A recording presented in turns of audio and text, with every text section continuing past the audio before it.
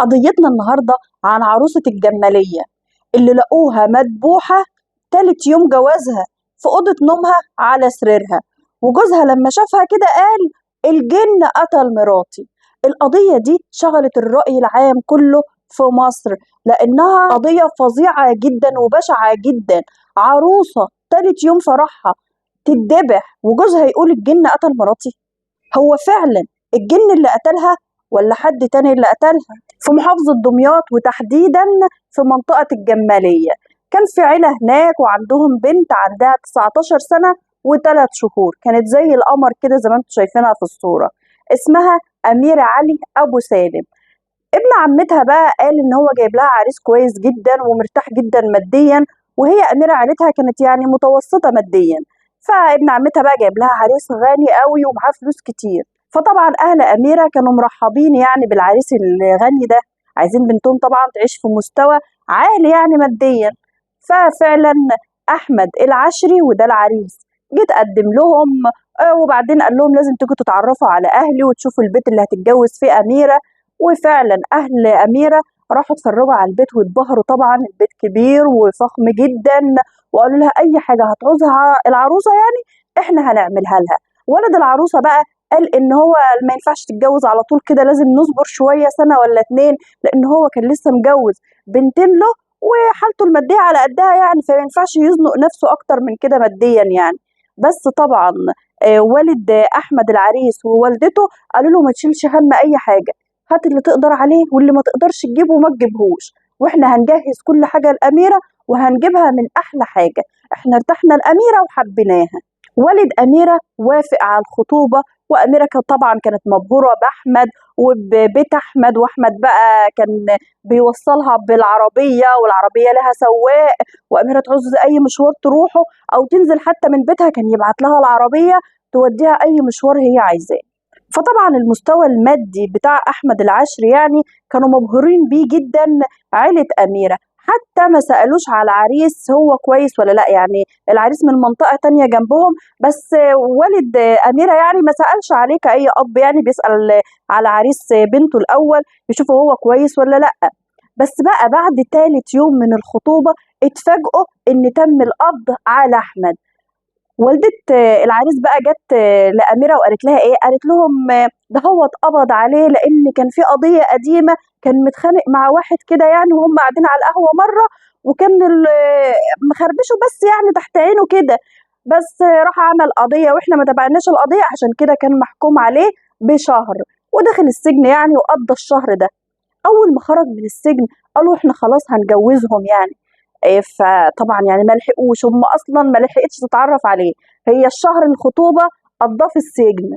بس طبعا كانوا مستعجلين اهل احمد جدا، وعيله اميره ما كانوش عارفين هم مستعجلين على الجوازه كده ليه.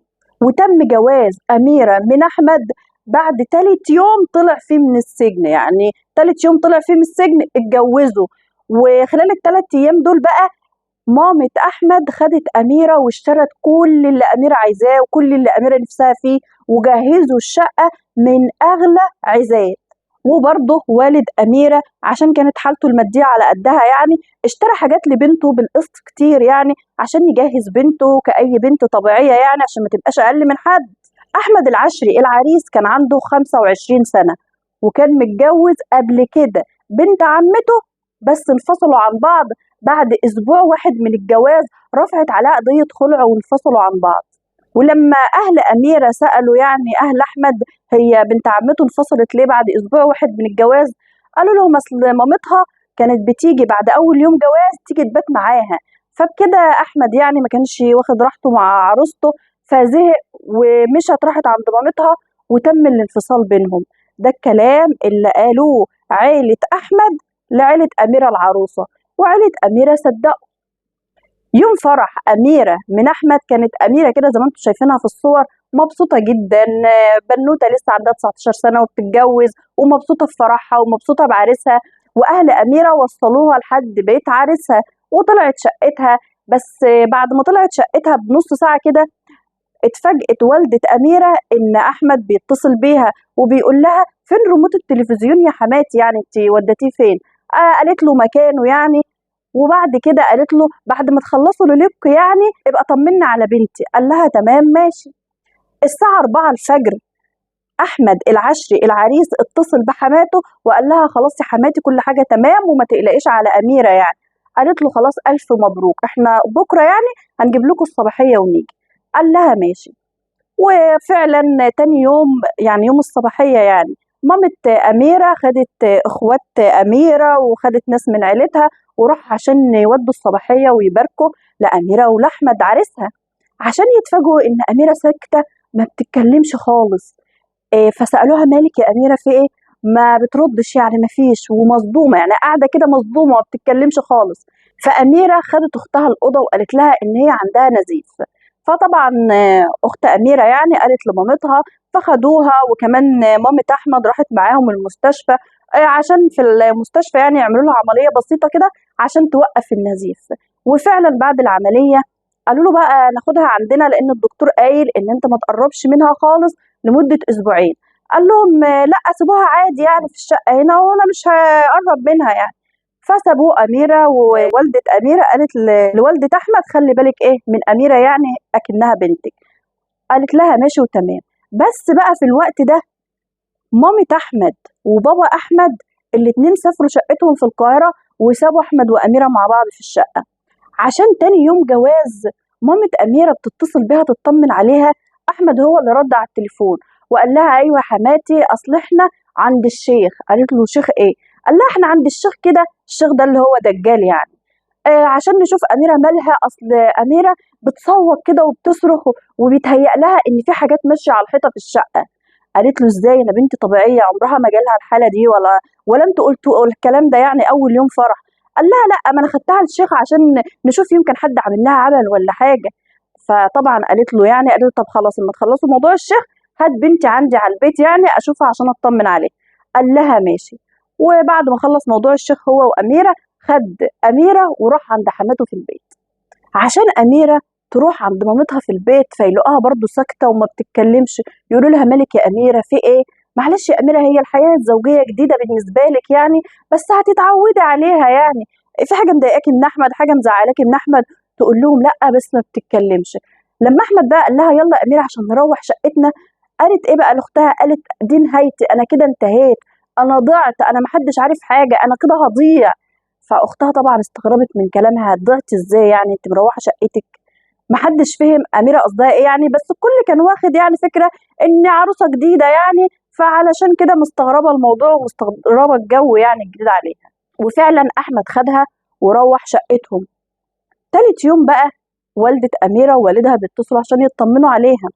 أحمد قال لهم إن أميرة بيتهيأ لها إن في حاجات ماشية على الحيطة وأنا هروح أجيب لها الشيخ لحد عندها في البيت عشان يشوف إيه الموضوع ده. الشيخ قال إن هو هيجي البيت وهو هيحل المشكلة دي معمول لها عمل وهو اللي هيفك العمل ده.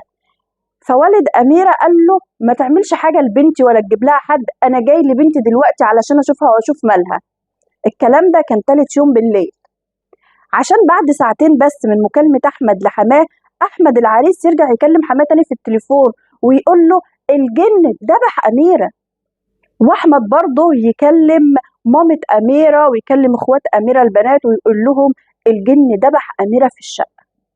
فطبعا بلغوا الشرطة والكل راح عند أميرة في البيت يعني. وطبعا جه مع الشرطة فريق البحث الجنائي ورفعوا البصمات وخدوا أميرة ودوها المستشفى.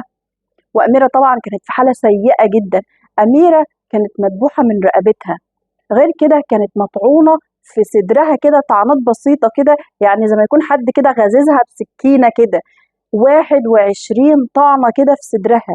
وكان هنا 3 قطعات عند أميرة بالسكينة.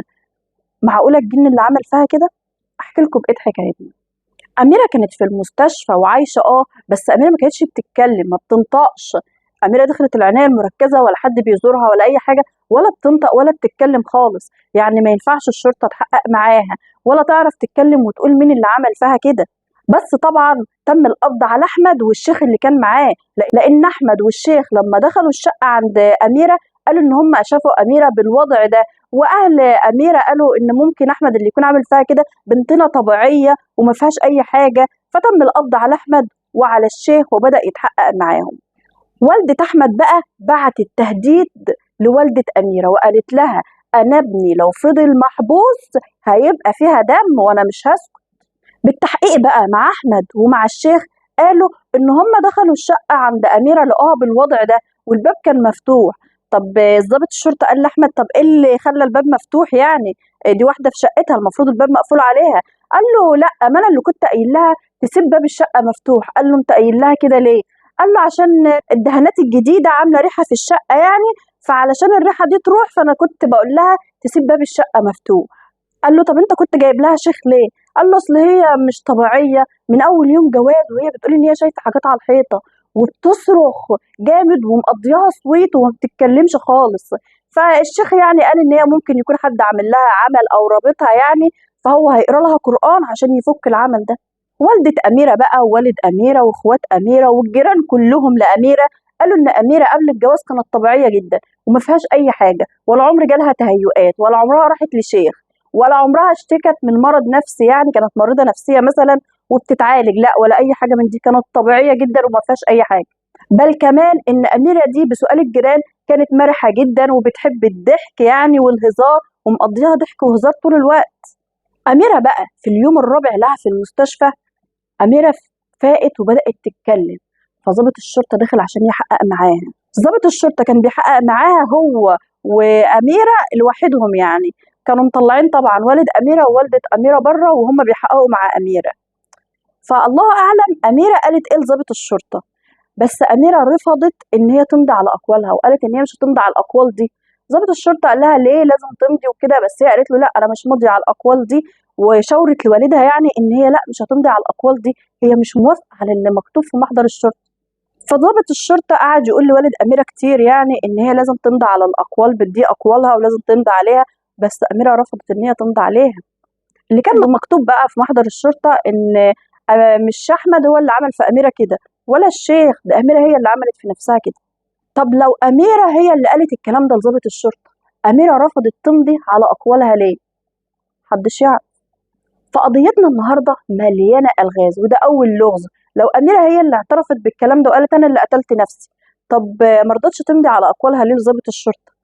دي أول حاجة معانا، لسه اللي جاي كمان. والد أميرة بقى ووالدة أميرة قعدوا معاها كتير وقالوا لها إن حماتك بعتت لنا وقالت لنا أنا ابني لو فضل محبوس هيبقى فيها دم. قالت له يا بابا أنا خايفة عليك أنت وماما، أنا مش هتكلم ومش هقول حاجة. قعد كتير والدها يتحايل عليها ويقول لها أميرة ما تخافيش، اتكلمي يا أميرة، ساعديني يا أميرة أعرف مين اللي عمل فيكي كده. بس أميرة كانت خايفة قوي ما كانتش بتتكلم وما كانتش طبيعية، وقعدت تقول له أنا مش هقول حاجة يا بابا أنا خايفة عليك، هيذبحوك أنت وماما، أنتوا الاتنين هتتذبحوا، وأنت عليك ديون كتير، لو ما ذبحوكش هيحبسوك، أنت عليك ديون كتير بسبب جوازتي، فأنت جبت كل حاجة بالدين يا بابا وكلها ماضلها إيصالات للناس، فأنا مش هتكلم ومش هقول حاجة، أنا بحبك يا بابا أنت وماما ومش هتكلم خالص، أنا خايفة عليكم لا يذبحوكوا. فطبعا أميرة بكده مرضتش تقول لوالدها ولا والدتها أي حاجة. أميرة قعدت كويسة في المستشفى وبتتكلم لمدة 12 يوم. بعد ال 12 يوم ده الدكتور اللي كان متابعها يعني كان مخلي حالة أميرة كويسة، فجأة كده الدكتور اللي متابع أميرة يتغير من المستشفى ويتشال ويجي مكانه دكتور تاني يتابع حالة أميرة. طب ليه ما الدكتور كويس وحالة أميرة متحسنة على إيده يعني؟ لا الدكتور اتغير، ومن ساعة ما الدكتور اتغير تاني يوم على طول حالة أميرة بدأت تتدهور، بدأت أميرة ما بتتكلمش خالص وما بتنطقش ودخلت في حالة غيبوبة كمان. إجمالي اللي قعدته في المستشفى أميرة 23 يوم وبعدها أميرة توفت. فطبعا ودوا الجثة للطب الشرعي عشان يعرفوا أصلا الذبح اللي اتذبحته أميرة ده والطعنات اللي كانت مطعونة لها كان إيه سببها، ويا ترى هي فعلا اللي عملت كده في نفسها ولا الجن اللي قتلها ولا حد تاني، عشان يطلع تقرير الطب الشرعي ويقول إيه بقى، ويقول إن الطعنات اللي موجودة في أميرة دي وإن الذبح بتاع أميرة والتشريط اللي في إيديها الثلاث قطعات اللي في إيديها ده ممكن تكون هي اللي عملته في نفسها أو آخر يعني برضو حتى كلام الطب الشرعي مفهوش دليل قاطع إن أميرة فعلا اللي عملت كده ولا حد تاني. وبكده تم الإفراج عن أحمد وعن الشيخ لأن مفيش دليل قوي ضدهم يعني، عشان بابا أميرة ووالدة أميرة يتجننوا ويطلعوا في برامج في التلفزيون كتير ويقولوا احنا عايزين حق بنتنا، احنا بنتنا كانت طبيعية هي ما اتغيرتش الا بعد ما اتجوزت وما قعدتش في الجواز غير 3 ايام، دي مذبوحه 3 يوم جوازها.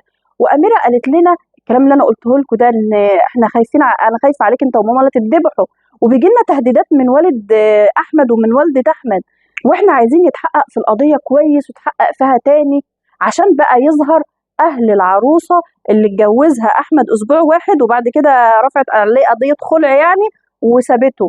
وقالوا ايه؟ قالوا برضو ان هي يوم دخلتها تاني يوم على طول خدوا بنتهم برضو وراحوا بها المستشفى عشان كان عندها نزيف، عملوا لها نفس العمليه عشان النزيف يقف.